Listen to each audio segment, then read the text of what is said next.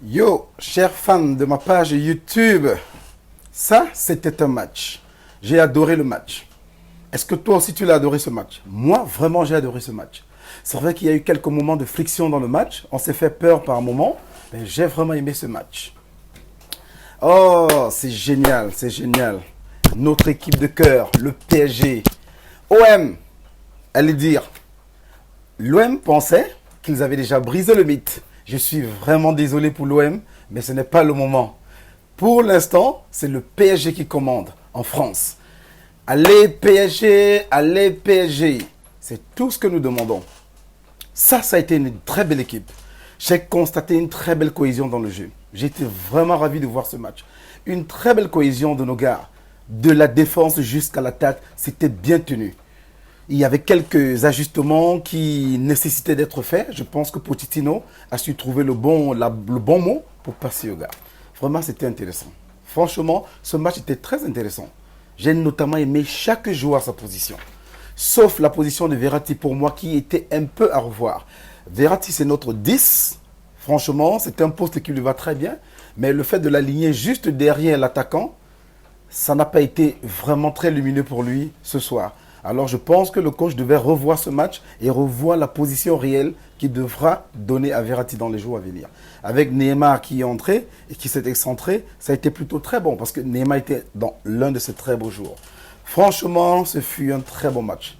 J'ai vraiment aimé. De la première période à la deuxième période, c'était très bien coordonné. Il y a quelques ajustements encore à faire. Il y a du travail qui reste notamment à faire, mais c'était un très très bon match que j'ai vu hier. Les PSG, c'était vraiment intéressant. J'ai vibré du début à la fin de ce match. Est-ce que tout le monde a pu constater comme moi? J'ai vibré. Est-ce que tout le monde a pu d'abord vibrer comme moi du début à la fin de ce match? Il y avait du suspense. L'OM qui ne lâchait pas prise. Des joueurs de l'OM qui, on dirait que des gars sur le terrain, il y en a qui étaient chargés, des chargés de mission qui étaient là uniquement pour faire mal aux joueurs du PSG, notamment Alvaro. Vous avez vu le comportement d'Alvaro par rapport à Neymar. Il était là, il était un chargé de mission. On dirait qu'il était là pour faire du mal, pour taper, pour casser, pour taper dur sur Neymar. Mais malheureusement, il n'a pas réussi son jeu. Allez PSG, franchement, c'était un très bon match. Alors, on en a besoin des matchs comme ça de temps en temps pour se rassurer. On a besoin des matchs comme ça de temps en temps pour s'assurer quand même que nous avons encore une équipe assez forte. Nous attendons certainement des arrivées. Si tout se passe comme nous le voulons, nous attendons des arrivées dans l'équipe. Mais avant d'avoir des arrivées, il faudra qu'il y ait quand même des ventes. Parce qu'il faut quand même dégraisser un tout petit peu avant de pouvoir acheter d'autres joueurs. Mais je pense que Leonardo nous trouvera la bonne méthode pour y arriver. C'est lui seul l'homme de la situation qui sait souvent amener des joueurs dans l'équipe. On ne sait pas comment il s'y prend, mais je pense qu'il fait très bien son travail. Pour le moment, ça va. Pochettino, il y a quelques réglages à faire. Le match était intense, le match était beau à voir, le match était fluide, lumineux. J'ai même vu des joueurs assez concentrés que je n'attendais pas du tout. Des joueurs que je n'attendais pas, tels que Kurzawa. Kurzawa, je ne l'attendais pas à ce niveau, mais je pense que Kurzawa a monté légèrement le niveau de jeu. Et aujourd'hui, nous avons vu un autre Kurzawa. De la défense au milieu jusqu'en attaque, c'était phénoménal pour moi. Il y a quelques ajustements à faire. On s'est fait peur à des moments donnés où l'OM a eu des occasions franches, mais malheureusement n'ont pas pu mettre dedans. Il y a des joueurs de l'OM qui ont deux pieds gauche, des ballons qui sont clairement face au cadre de Navas, mais qui mettent en l'air. Je pense que prochainement, nous allons soulever les poteaux et mettre beaucoup plus haut pour que les joueurs de l'OM puissent réussir, que les joueurs de l'OM puissent vraiment réussir à le faire. Franchement, c'était intéressant. Désolé pour cette petite coupure que nous avons eue, mais je pense que c'est l'émotion. C'est vraiment l'émotion et je ne sais pas si toi, tu as ressenti la même chose que moi, mais franchement, c'était intéressant à voir. Alors, sans plus tarder, nous allons parler du jeu et des joueurs. On parle de Navas. Navas, dans ses buts, a été phénoménal comme d'habitude. Ce but qu'il a encaissé, je ne pense pas qu'il aurait pu faire autrement. Parce que c'était une petite touche de paillette dans l'entrejambe de Presnel. Et je ne pense pas que Navas aurait pu voir ce ballon passer. Malheureusement, ils ont mis un but. C'est pas grave. On a gagné à la fin du match. Et Navas reste toujours égal à lui-même, toujours imparable. Celui sur qui vraiment on peut compter à des moments difficiles. Et Navas garde sa note de 7 sur 10. Alors, à la défense, Marquis. Je ne sais pas s'il y a.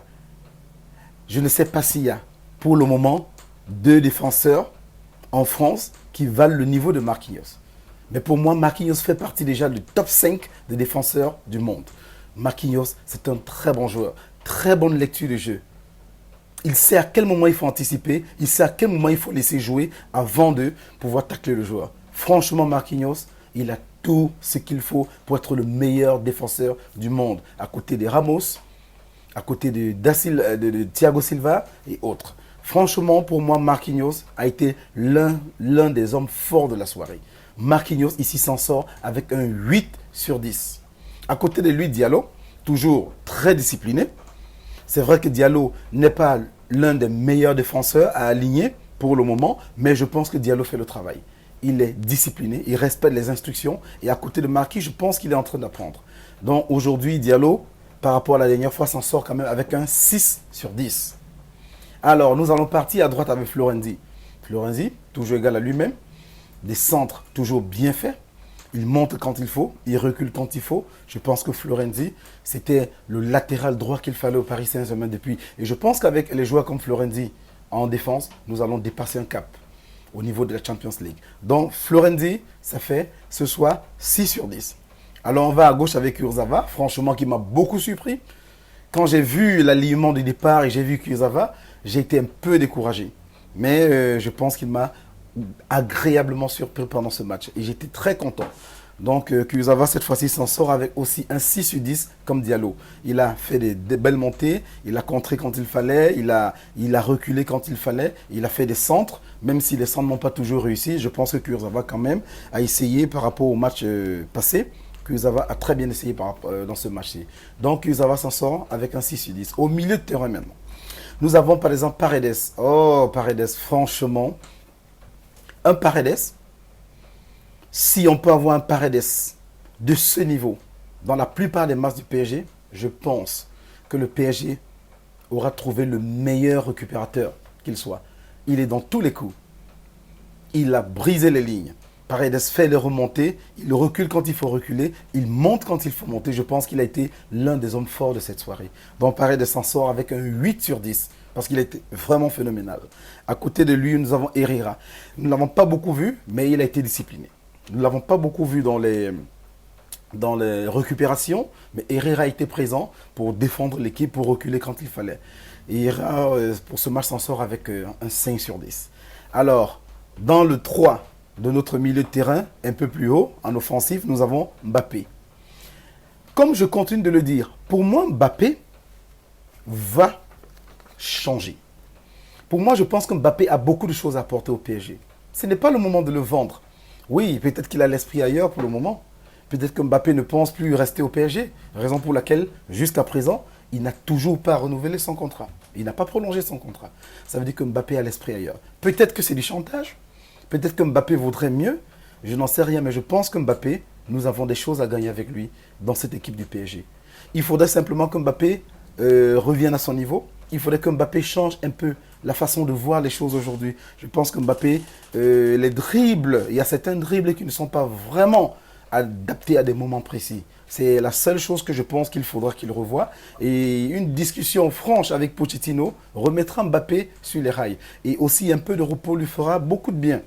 Donc Mbappé dans ce match, et comme le match passé n'a pas été très performant, il s'en sort dans ce match avec un 5 sur 10. À côté de lui, Verratti. Pour moi, je pense que Pochettino doit revoir un peu la stratégie au niveau de Verratti. Verratti est très bon en tant que 10. Verratti a des bons positionnements. Verratti est très bon balle au pied. Mais malheureusement, dans ce match, nous n'avons pas beaucoup vu Verratti. Il était de temps en temps très caché, derrière le joueur. On ne le voyait pas toujours. C'est vrai qu'il décrochait de temps en temps pour récupérer les balles. Mais la plupart du temps, où on devait le voir pour la récupération et puis la transition, la distribution, Verratti était un peu caché. Je pense que le coach devrait mieux faire de remettre Verratti dans une bonne position, mais pas derrière les attaquants, mais un tout petit peu, un peu plus bas pour pouvoir mieux distribuer dans le jeu, pour pouvoir mieux être de gauche à droite. Donc Verratti dans ce match s'en sort avec un 5 sur 10. À côté de lui, Di Maria. Di Maria, une très belle passe de but, notamment sur la tête d'Icardi. Très belle passe de but. Di Maria, comme nous avons pu tous le voir, il a été plutôt performant pour moi. Je pense qu'il a été très performant. À des moments donnés, Di Maria qui attaquait, il montait, il descendait, il récupérait certaines balles. Il était au pressing. Je pense que Di Maria s'est beaucoup plus réveillé par rapport au match contre Saint-Etienne la dernière fois. Franchement, je pense que Di Maria a mérité un 6 sur 10 cette fois-ci. Devant, nous avons Icardi. Icardi, le retour de l'enfant prodige. Le retour de l'enfant prodige. Les statistiques parlent pour lui. Icardi n'a pas besoin de toucher beaucoup de ballons dans un match. Icardi n'a pas besoin d'être très vu dans un match. Mais il suffit de toucher 1-2 ballons pour réveiller l'équipe adverse. Franchement, Icardi nous revient en très grande forme. J'espère vivement qu'il va garder cette forme-là tout au long de la deuxième partie de la saison. J'espère qu'il va garder cette phase, ce grand niveau de jeu pendant les matchs de haut vol tels que la Champions League. Franchement, Icardi, nous t'attendons au FC Barça. Barça, c'est ma deuxième équipe. Hein. C'est ma deuxième équipe en Europe. D'accord, au niveau de l'Espagne, je suis pro-Barça. Mais je pense que contre le Barça, le PSG doit gagner ce match-là. Parce que le PSG, c'est mon premier club de cœur. Franchement. Je pense qu'un Icardi que nous pourrons avoir de haut vol, comme nous l'avons eu hier, sur quelques balles, fait la différence. Ce Icardi, nous avons besoin de lui pour toute la deuxième partie de la saison. Et nous avons aussi besoin de lui pour la Champions League. Il est bien secondé par Kean, pour moi, qui est aussi un homme très fort. Ça dénote de la richesse du banc de touche. Ça dénote de la richesse des joueurs que nous avons au sein de l'équipe. Ça veut dire que Icardi ne soit pas là, nous savons que Moïse Kean viendra et fera le travail. Icardi, l'homme fort, le retour prodige de l'enfant. Alors Icardi s'en sort avec un 8 sur 10. Nous allons parler des tops et des flops. Alors comme top, nous avons Icardi au premier rang, l'homme du match. Je peux dire que le deuxième homme du match pour moi, c'est Marquis, qui est le deuxième gars du top. Marquis, c'est le deuxième homme fort du match. Franchement, si la coupe de l'homme de match, le trophée de l'homme du match n'était pas remis à Icardi, il serait remis à Marquinhos. Marquinhos, il est impérial. Troisième homme du match, Paredes. Franchement, un Paredes des grands jours. Un Paredes dans la récupération, dans les transmissions. J'ai vu un Paredes ce soir. Franchement, on a besoin du Paredes de ce niveau-là. Et vous voulez le vendre? Je pense qu'il faut bien réfléchir avant de vendre Paredes.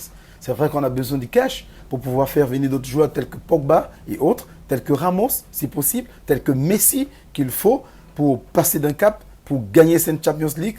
Mais même sans Messi, on peut gagner cette Champions League.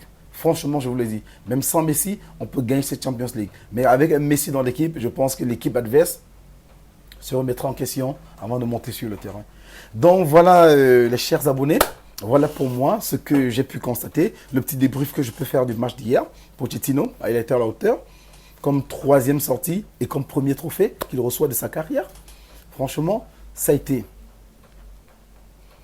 un ouf. J'ai beaucoup aimé. J'ai beaucoup aimé. Donc, chers fans du PSG, chers abonnés de ma page, si toi aussi tu as aimé, mets tes commentaires. Nous allons discuter en commentaire. Nous allons continuer ce débrief en commentaire. J'attends de vous beaucoup de commentaires pour qu'on puisse distribuer, pour qu'on puisse bien discuter. S'il y a des choses que je n'ai pas dites, je les attends dans les commentaires. Mais avant de partir, si tu n'es pas encore abonné à ma chaîne, qu'est-ce que tu attends donc?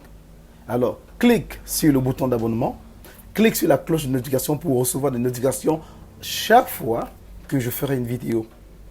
Alors, clique sur le bouton bleu, juste un like pour m'encourager dans mon débrief, pour m'encourager pour toutes les vidéos que je mettrai en ligne. Sur ce, je te dis ciao et à samedi pour le match pour le déplacement à Angers, où nous allons bouffer Angers d'un bon plat. Merci et sois connecté. Reste connecté à ma chaîne, reste avec moi sur YouTube et tu ne seras jamais déçu. Merci.